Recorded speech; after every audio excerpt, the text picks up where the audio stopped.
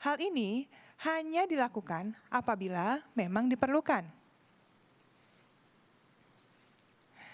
Jadi, apabila lokasi tersebut diduga berkaitan dengan ditemukannya kasus positif, maka tes masif dilakukan berdasarkan penyelidikan epidemiologi.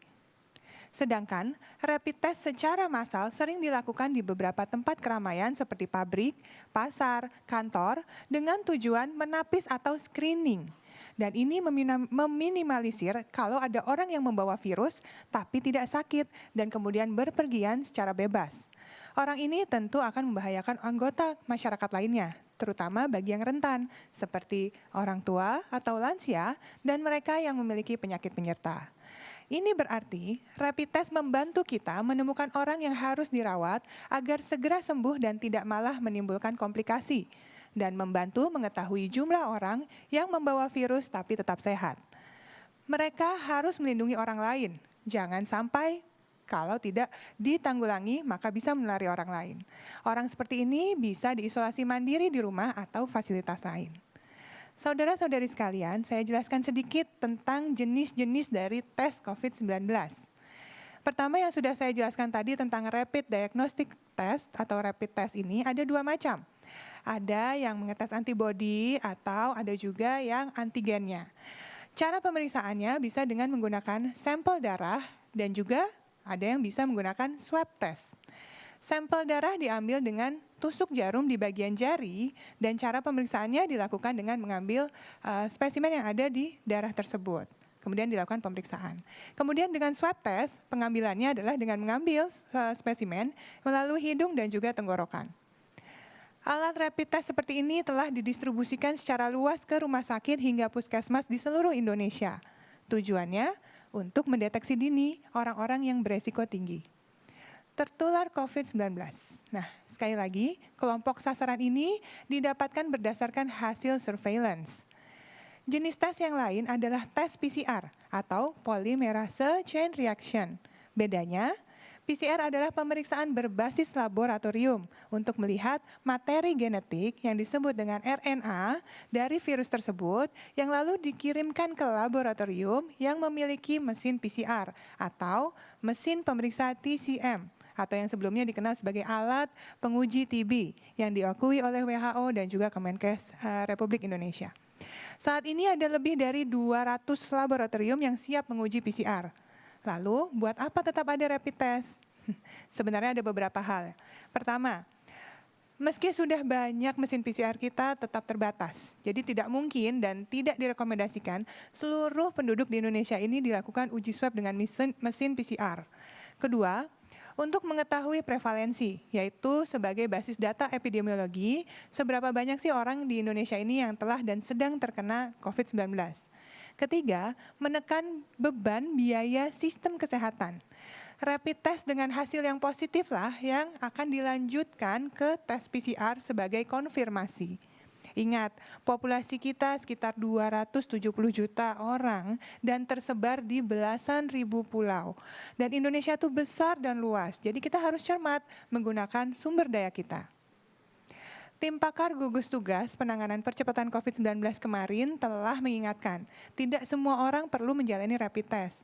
Tanyakan langsung kepada petugas kesehatan apabila ada informasi soal COVID-19 yang kurang jelas.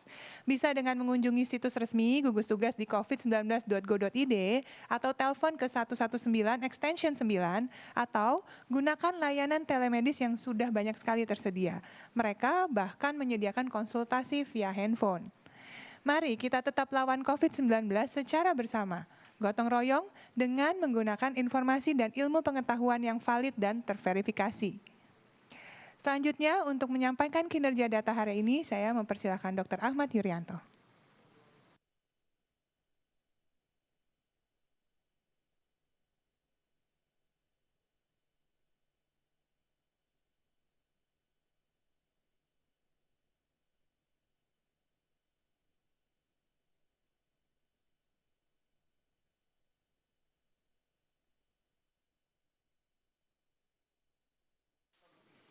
Iya, terima kasih Dr. Raisa.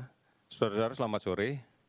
Hari ini kita akan kembali melaporkan tentang kinerja data laboratorium yang kita periksa sejak kemarin pada pukul 12.00 sampai dengan hari ini di pukul 12.00. Kita telah melaksanakan pemeriksaan spesimen sebanyak 19.917. Sehingga totalnya sekarang kita melakukan pemeriksaan 621.156 spesimen. Dari pemeriksaan ini kita dapatkan kasus positif sebanyak 1.226 orang, sehingga totalnya menjadi 45.029 orang. Kalau kita perhatikan distribusinya, maka beberapa provinsi menunjukkan angka yang masih cukup tinggi. Di antaranya adalah Jawa Timur, hari ini melaporkan 394 positif baru dan 102 sembuh. Kemudian DKI Jakarta 180 orang positif baru dan 122 sembuh. Sulawesi Selatan 112 positif baru dan 76 sembuh. Jawa Tengah 98 kasus baru dan 20 sembuh. Kalimantan Selatan 83 orang kasus baru dan 25 sembuh. Ada 19 provinsi yang hari ini melaporkan penambahan kasus di bawah 10, dengan 7 provinsi yang melaporkan hari ini tidak ada penambahan kasus sama sekali. Namun beberapa daerah kasus sembuhnya signifikan, lebih banyak dari kasus baru, misalnya di Banten, hari ini melaporkan 15 kasus baru, namun juga melaporkan 31 kasus sembuh. Kemudian Sulawesi Tenggara melaporkan 3 kasus baru dan 10 sembuh. Kepulauan Riau hari ini melaporkan 1 kasus baru dan 10 sembuh. Saudara-saudara, penambahan ini sangat signifikan di beberapa daerah, dikarenakan kontak tracing yang kita laksanakan dari kasus konfirmasi positif yang saat ini dirawat, lebih agresif dilaksanakan oleh Dinas Kesehatan Daerah. Hasil kontak tracing inilah yang kemudian dilakukan pemeriksaan dengan menggunakan PCR atau menggunakan TCM dan didapatkan hasil positif di beberapa tempat yang signifikan bertambah.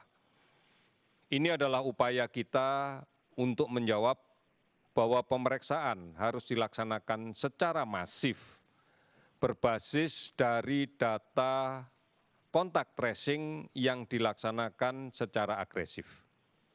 Pemeriksaan ini penting karena ditujukan untuk bisa menemukan kasus positif di tengah masyarakat dan kemudian melakukan isolasi atau melaksanakan perawatan kalau memang membutuhkan atau terindikasi dibutuhkan perawatan.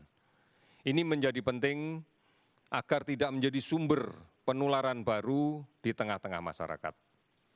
Kasus sembuh yang kita laporkan hari ini totalnya adalah 534 orang, sehingga total sembuh menjadi 17.883 orang. Kasus meninggal 56 orang sehingga total menjadi 2.429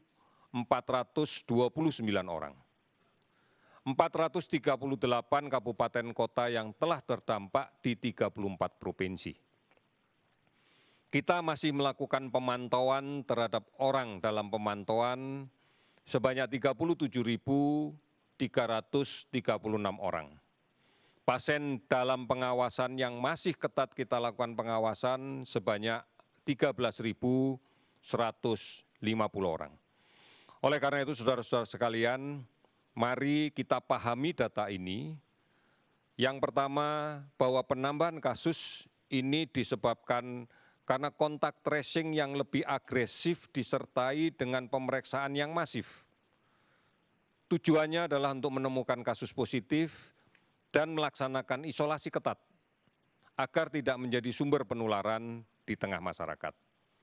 Kemudian yang kedua, kita kembali lagi harus memperkuat komitmen kita untuk mematuhi protokol kesehatan.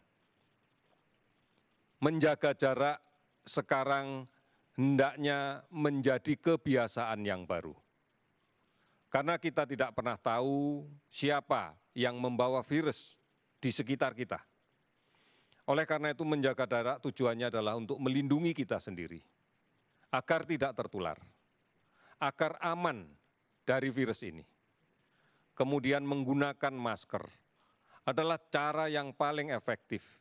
Apabila semua masyarakat menggunakan masker, maka orang yang rentan tertular akan terlindungi. Dan apabila ada orang yang membawa virus ini, namun dia tidak mengeluhkan gejala apapun, juga bisa melindungi orang lain karena droplet yang mengandung virus yang keluar pada saat dia bicara, pada saat dia batuk, pada saat dia bersin, bisa tertahan di maskernya.